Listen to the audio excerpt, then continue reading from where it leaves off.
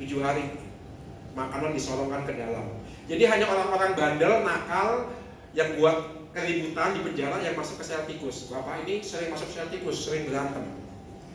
Tapi pelan-pelan berubah karena kesetiaan istrinya, dan kita tahu dia melakukan itu pasti karena frustasi, melampiaskan kekesalan, melampiaskan keputusasaan hidup di penjara. Tetapi kesetiaan istrinya mengubah dia, sehingga dia ikut katekumenat di Rutan Cipinang. Sampai saatnya dia mengatakan, aku mau menyembah Yesus, Tuhan yang setia, Tuhan yang disembah oleh istri saya. Wah, itu. Ini yang membuat hati si bapak itu berubah adalah Roh Kudus. Tapi Roh Kudus butuh sarana, yaitu kesetiaan si istri. Maka Roh Kudus itu mengalir melalui sarana-sarana duniawi, terutama melalui kesaksian orang beriman. Itu api, melambangkan transformasi, perubahan. Seperti api mengubah daging menjadi kurban bakaran, demikian juga Roh Kudus mengubah hati kita. Seperti contoh Bapak tadi. Oke, lanjut. Roh Kudus juga dilambangkan dengan tangan. Nah, ini Yesus menyembuhkan orang sakit, memberkati anak-anak dengan meletakkan tangan ke atas mereka. Atas namanya para rasul melakukan hal yang sama. Melalui penumpangan tangan para rasul, Roh Kudus dicurahkan. Ada yang tahu kapan Roh Kudus dicurahkan ke dalam dan ke atas roti dan anggur saat Ekaristi? Pada saat konsekrasi. Lebih tepatnya kapan?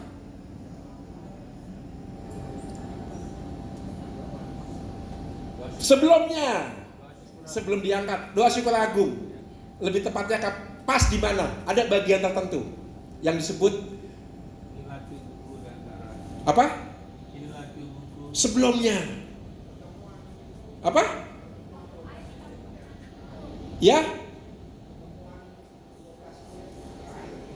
Oh enggak, dalam Ekaristi kita yang kita rayakan.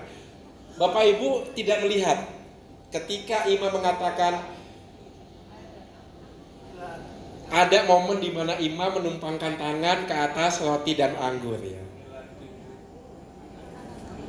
Bukan, kalau ini kan diangkat, inilah. Kalau ini pas mau ini, maka ya Tuhan, turunkanlah Roh Kudus-Mu agar mengubah roti dan anggur ini menjadi tubuh dan darah Putra-Mu terkasih, Tuhan kami Yesus Kristus.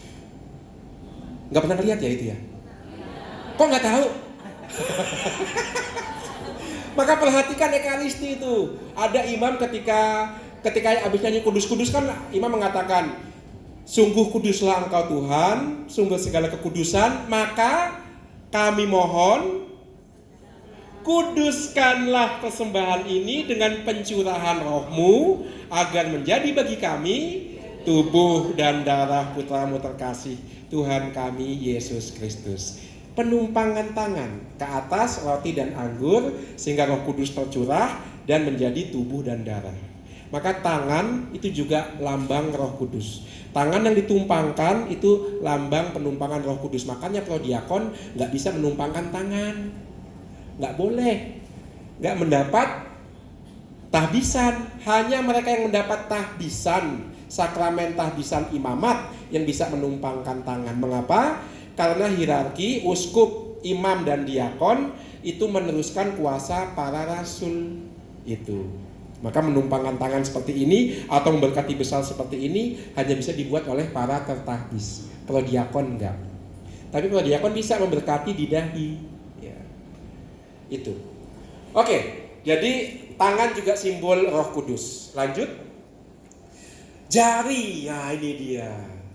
Jari ternyata juga simbol Roh Kudus. 10 perintah Allah itu ditulis oleh jari-jari Yahweh. Jari-jari Allah ke atas 2 loh batu. Lihatlah Keluaran bab 31 ayat 18. Keluaran bab 31 ayat 18 menceritakan bagaimana Yahweh menulis 10 perintah Allah ke atas 2 loh batu dengan jarinya. Dan nanti hukum yang baru akan ditulis di hati kita juga dengan tangan Allah. Makanya nanti ketika kita merayakan Pentakosta dan menantikan Pentakosta, kita menyanyikan lagu Veni Creator Spiritus. Datanglah ya Roh Kudus, masuki hati umatmu. Dalam bahasa Latin ada bagian yang mengatakan begini, digitus paterne dextere. Sayangnya itu tidak diterjemahkan jemari tangan kanan Allah. Sebenarnya ada. Digitus itu artinya jari, tapi diterjemahkan ke Indonesia tangan kanan Allah saja. Sayangnya itu. Padahal digitus maka kata digital ya. Digital itu berarti diketik. Pakai jari ke atas komputer, ke atas laptop, ke atas HP. Digital itu berarti jari kita, digitus. Digitus paterne dextere, jemari tangan kanan Allah Bapa. Itu ada dalam kidung mohon kedatangan Roh Kudus. Maka jari pun itu lambang Roh Kudus. Melalui jari 10 tintah Allah ditulis juga ke dalam hati kita. Dan dengan jari kita memberkati orang ke dalam dahi. Bapak Ibu kalau ikut pelayanan Ekaristi di penjara, jangan takut ya. Apapun bentuk tatonya, ada yang tato golok, tato naga, ada yang tato jadwal Ekaristi, supaya nggak lupa ya. Ada yang tato rosario. Saya pernah itu ketika misa di Sustik gitu, tato rosario. Apapun tatonya, ketika minta berkat sama imam, mereka menunduk semua. Dan saya memberkati dengan jari saya. Maka nanti kalau Bapak Ibu juga memberkati anak, memberkati pasangan dengan jari, Roh Kudus menggunakan jemari kita untuk menulis nama Allah ke dahi orang yang kita sayangi. Jari adalah lambang Roh Kudus. Oke, lanjut. Yang terakhir sekarang, lambang merpati.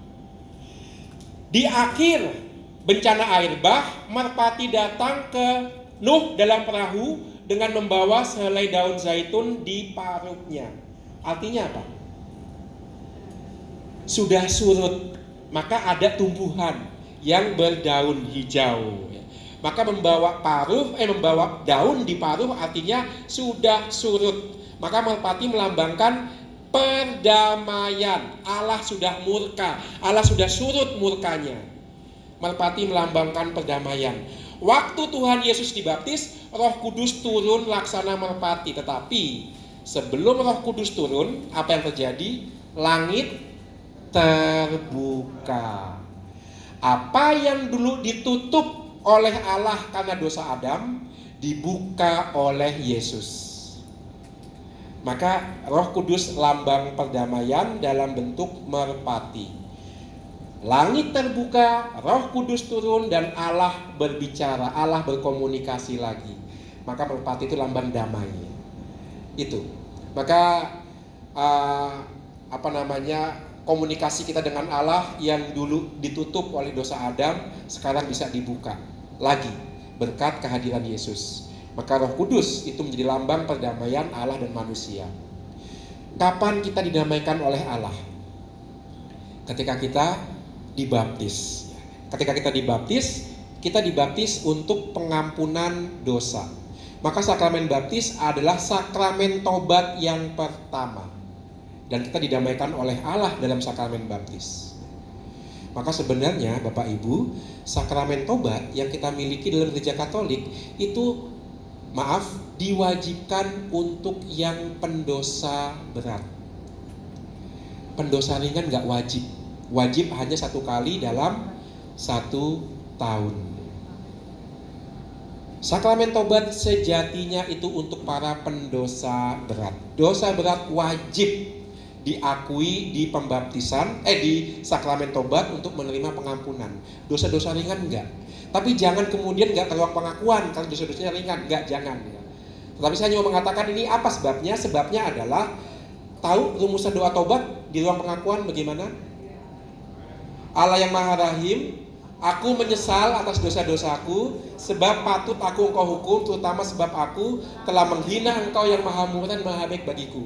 Aku benci akan segala dosaku, nah ini yang paling penting. Dan berjanji dengan pertolongan rahmatmu dan bisa? Bisa nggak berbuat dosa lagi? Enggak bisa, tetapi kalau kita tahu bahwa sakramen tobat di ruang pengakuan itu wajib untuk pendosa berat, maka dosa yang dimaksud bukan dosa ringan tapi dosa berat. Dosa berat itu yang melanggar 10 perintah Allah. apostasi, menyangkal Allah, membunuh, berzina, mencuri nafkah hidup orang lain, tidak menghormati orang tua. Maka kalau kita kaitkan dengan itu, kata-kata berjanji tidak akan melakukan dosa lagi itu bukan dosa ringan. Dosa ringan pasti kita buat, ya kan? Ngomongin Romo itu dosa ringan apa berat? Hah?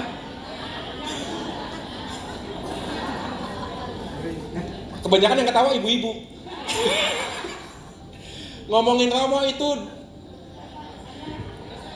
dosa sakral lagi karena menghina barang kudus. Enggak, ngomongin Romo bukan dosa berat, ya enggak. Tetapi gosip itu dosa ringan, ya kan, ngomongin orang lain itu dosa ringan, ya. Lalu lupa ke gereja hari Minggu itu dosa ringan. Dosa ringan itu selalu kita buat, pasti. Tetapi dalam ruang pengakuan kita berjanji untuk tidak berbuat dosa lagi, itu dosa berat. Aku berjanji Romo tidak akan membunuh lagi, ya. Itu bisa kita buat kalau kita pernah membunuh, ya. Itu bisa kita buat. Tetapi dosa-dosa ringan itu tidak termasuk di situ. Tapi Romo, kalau saya mengaku dosa-dosa ringan bagaimana? Ya sudah, buat yang terbaik. Nah itu. Pasti kita membuat dosa ringan, tetapi ketika kita mengakui dosa ringan kita di ruang pengakuan, kita berjanji tidak berbuat dosa lagi, dalam arti buat yang terbaik. Tapi kita paham dalam ruang pengakuan, ketika kita mengucapkan dan berjanji dengan pertolongan rahmatmu tidak berbuat dosa lagi, maksudnya dosa berat. Kalau yang dimaksud dosa ringan, kita berbuat yang terbaik. Lalu Romo, kalau dosa berat diampuni melalui sakramen tobat, dosa ringan diampuni bagaimana? Dosa ringan diampuni dengan melakukan 3 hal.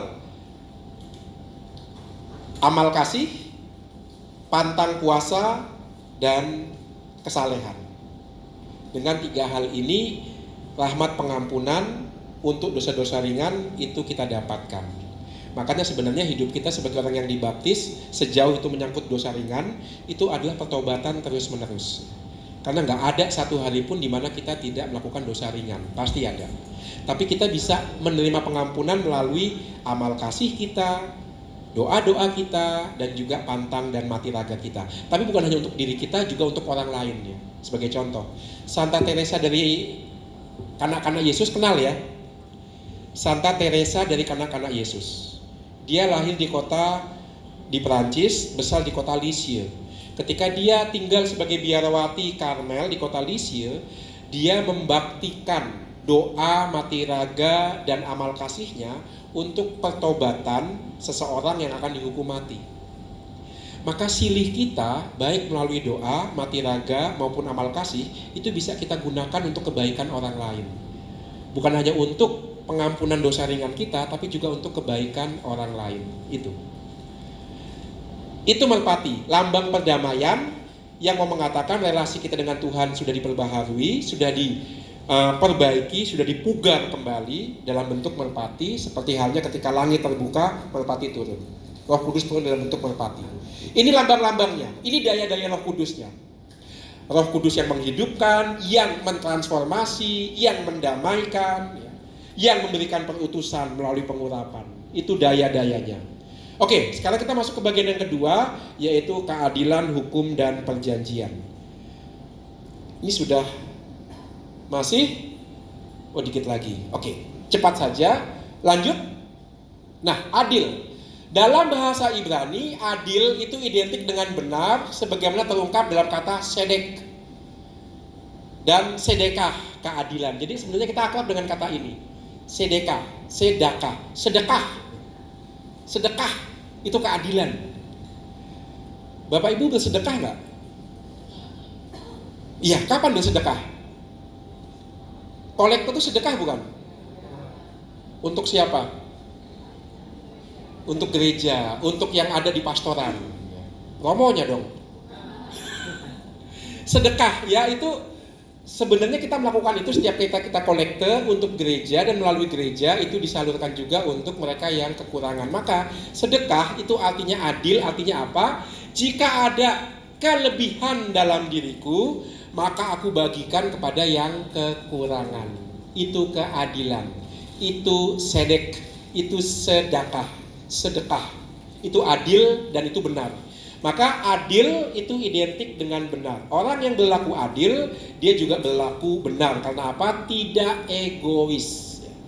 Maka musuh keadilan dan musuh kebenaran itu sebenarnya egoisme. Itu. Oke, lanjut. Adil dan keadilan dalam konsep Ibrani tidak dapat dilepaskan dari perjanjian dan hukum. Ini dia. Apa itu benar? Apa itu adil? Lihat hukum dan perjanjian. Maka perjanjian dan hukum itu menjadi patokan adil dan tidak adilnya. Ini menarik ini. Karena untuk orang Israel, adil itu bukan sekedar masalah aturan hukum tertulis, tidak. Tetapi juga masalah relasi. Nanti akan kita lihat. Misalnya, Allah Israel itu membebaskan Israel dari perbudakan di Mesir. Berarti Allah membebaskan Israel dari bangsa budak, bangsa yang terbelenggu menjadi bangsa yang bebas. Maka Israel itu berlaku adil dan berlaku benar kalau dia melakukan apa yang telah Allah lakukan bagi Israel. Dengan kata lain, Israel nggak boleh memperlakukan sesamanya semena-mena. Itu keadilan, itu kebenaran. Patokannya adalah perjanjian dengan Yahweh, hukum yang mereka terima di kaki Gunung Sinai. Itu patokannya. Ada dalam misalnya Hakim 5 ayat 11. Maka perjanjian dan hukum itu satu, patokan. Dua, tujuannya adalah keselamatan. Oke, lanjut. Hukum dan perjanjian. Perjanjian dan hukum Israel diturunkan dalam konteks pembebasan dan perjanjian. Jadi kita tahu orang Israel itu menerima hukum ketika mereka ada di kaki Gunung Sinai. Ketika mereka baru bebas dari pembuangan di Mesir. Maka hukum yang Allah berikan itu adalah hukum yang membebaskan. Mulai dari kitab Keluaran bab 19 sampai kitab Imamat, Bilangan sampai Ulangan, itu isinya hukum semua. Tapi kita harus paham hukum di sini adalah hukum dalam arti pembebasan dan relasi dengan Yahweh. Maka saya katakan di situ konteksnya adalah pembebasan dan perjanjian. Maka salah kalau kita melihat hukum itu sekedar sesuatu yang dari luar. Oh enggak, ini hukum itu terkait dengan relasi. Makanya kalau kita lihat Mazmur hari ini, itu kan bunyinya sama, ajarilah kami hukum-hukum-Mu ya Tuhan. Karena melaksanakan hukum berarti mengungkapkan cinta pada Allah yang memberikan hukum. Itu. Maka hukum itu adalah ungkapan cinta Allah kepada Israel. Dan kalau Israel taat, dia mengungkapkan cinta pada Yahweh. Maka dengan demikian, saya akan mengatakan begini, hukum itu mengikat relasi Israel dengan Yahweh, maka ada permintaan untuk setia. Itu yang pertama. Dan yang kedua, hukum itu berkembang. Semula hukum ditulis dalam 2 loh batu. Lama-lama hukum akan ditulis dalam hati kita. Dan lama-lama hukum itu tidak lagi menjadi perintah, tapi menjadi sebuah dorongan untuk mencinta. Maka hukum itu pun berkembang. Nah, itu yang disebut sebagai hukum, itu yang disebut sebagai adil, itu yang disebut sebagai benar. Maka bukan sekedar aturan, tetapi karena hukum itu lama-lama ditulis dalam hati kita, hukum itu kemudian juga menjadi dorongan untuk menjadi sempurna. Maka perintah Yesus itu benar. Jadilah engkau sempurna karena Allah Bapamu di surga adalah sempurna. Maka hukum, adil, dan benar itu pelan-pelan masuk ke dalam hati kita untuk bertindak adil dan bertindak benar. Bukan lagi paksaan dari luar, tapi betul-betul dorongan dari dalam. Itulah hukum. Saya kasih contoh sederhana. Sekali lagi pengalaman. Mungkin kalau di penjara udah bosan ya. Saya sekarang pengalaman dari pendidikan para frater. Bapak Ibu tahu saya tinggal bersama 33 calon imam. Itu frater cowok semua, baik-baik semua. Walaupun mereka baik, tapi kadang-kadang punya kelemahan. Apa itu? Malas bangun pagi. Jadi Bapak Ibu frater itu bergulat untuk bangun pagi. Bahkan sudah sampai tingkat tertentu, sudah tahun ketiga, tahun keempat, kadang-kadang masih kelihatan malas bangunnya. Nah, saya agak jengkel dengan satu frater, udah tingkat keempat, tingkat akhir bersama saya, masih sering telat misa. Padahal ada aturannya jelas. Maka apa yang saya buat? Saya minta frater itu, kalau frater lainnya bangun jam 5 pagi, saya minta frater itu bangun jam 4. Untuk apa? Untuk jam 4 pagi bangun, nyapu halaman. Jadi saya kasih pilihan kepada frater itu, mau ikut perintah saya atau keluar. Waduh, berat ya, galak sama Uut ya, galak. Untuk hal satu ini galak. Saya nggak mau umat Katolik di KAJ misa pagi, romonya telat. Kalau sejak frater nggak ditegasin begitu, ntar jadi romo juga telat-telatan kalau misa pagi. Maka saya didik bangun pagi tepat waktu. Nanti pas jadi imam harapannya juga tepat waktu pas misa pagi. Maka betul. Di hari pertama saya minta dia melakukan itu 1 bulan. Bangun pagi jam 4, lalu nyapu sampai jam 5, lalu mandi seperti teman-teman lainnya. Maka di hari pertama dia bisa bangun. Kok tahu bangun? Saya ikut bangun. Saya menghukum juga, saya harus bangun ya kan. Maka tapi saya diam-diam, saya pura-pura nggak bangun. Saya hanya ngintip dari udah bangun belum gitu ya. Dan ternyata frater saya itu betul. Dia begitu serius dengan panggilannya, maka daripada dikeluarin dia bangun jam 4 pagi. Dia ngambil sapu kebun itu ya, yang sapu dari apa? Dari sapu lidi ya. Tapi yang aneh adalah ketika dia nyapu, sengaja dia kerasin, gitu kan. Sengaja, karena apa? Kamar saya di depan taman. Jadi rupanya dia mau membuat saya bangun juga, ya. Tapi ya begitulah ya. Dia nggak tahu sih udah bangun sebenarnya. Maka dia, gitu kan, pokoknya dengan galak, dengan kasar. Itu dia buat selama 2 minggu pertama hukuman seperti itu. Tapi masuk minggu ketiga, minggu keempat, mulai lembut, mulai tenang gitu. Dan ketika masuk ke minggu terakhir, setelah 1 bulan saya panggil, bagaimana pengalaman kamu bangun pagi nyapu halaman? Ya, minggu-minggu pertama sih saya sebel Romo ya. Saya nyapu sengaja saya kerasin ya. Gue tahu, saya tahu gitu kan, pasti supaya saya bangun kan. Iya Romo, saya kesel banget Romo. Apa sih susahnya kenapa sih harus disuruh bangun jam 4? Teman-teman saya masih enak-enakan sampai jam 5 ya.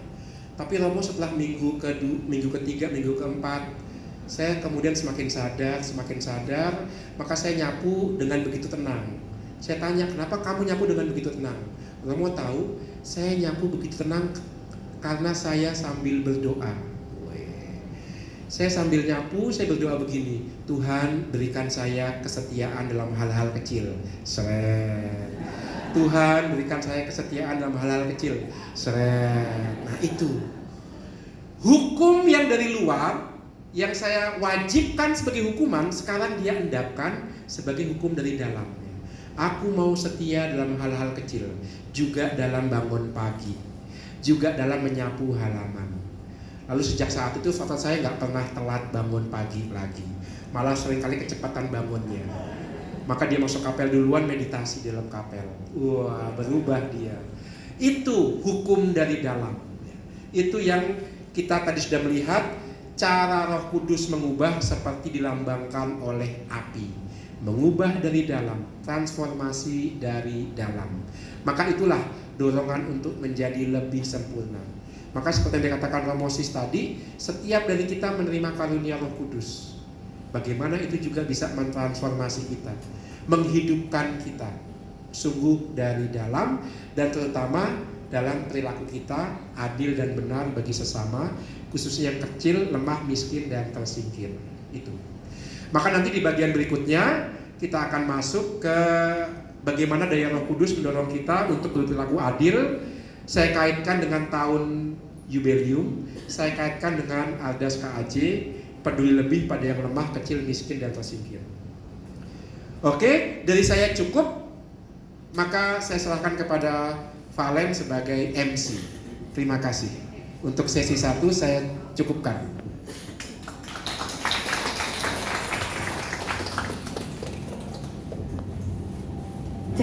Terima kasih buat Romo Uut. Ya, tadi ternyata kepanjangan Uut itu